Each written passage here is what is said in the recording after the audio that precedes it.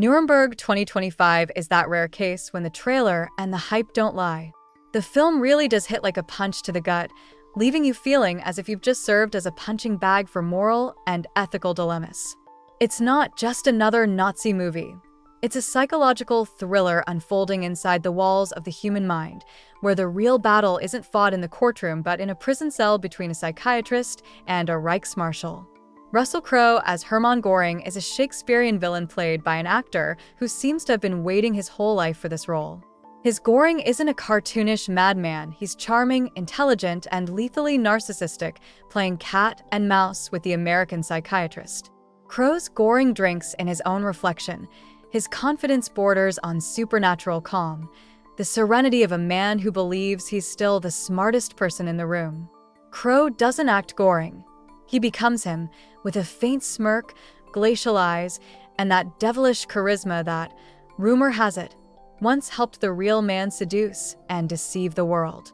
Opposite him stands Rami Malek as Dr. Kelly, a man whose rational worldview begins to fracture under the weight of evil's banal reality.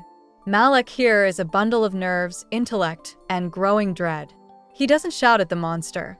He studies it, and that quiet observation becomes the film's most gripping duel. Their conversations are mental fencing matches, Göring testing not just the strength of his cell bars, but of Kelly's sanity. It often feels as though director James Vanderbilt didn't shoot a historical drama, but a horror film about a demon inhabiting the flesh of history, with science playing the role of exorcist. And then it happens, the gut punch the entire movie seems to be building toward. The real archival footage of the camps. The room falls silent. You can almost hear the audience's moral compass snapping in the dark. The camera doesn't flinch. It doesn't look away. It turns the giant screen into a window straight into hell. It's raw, horrifying, and so real that the entire psychological duel between Crowe and Malek suddenly feels like a mere prelude to this act of unfiltered, documentary truth. After that, criticizing the film for its flaws feels petty, like complaining about the wallpaper in a house where a murder just took place. But then, the shock fades, and the film slips back into its Hollywood tuxedo, complete with its neat narrative stitches. This is where those minor issues start to show. Theatrical moments like Jackson's meeting with the Pope, which feels less like historical accuracy and more like a trailer-ready Oscar moment. The classic American centrism that turns what should be an international tribunal into a Wall Street lawyer showcase. And yes, at times the dialogue sounds like it was written by a talented but very online screenwriter who smuggled Twitter slang into the 1940s.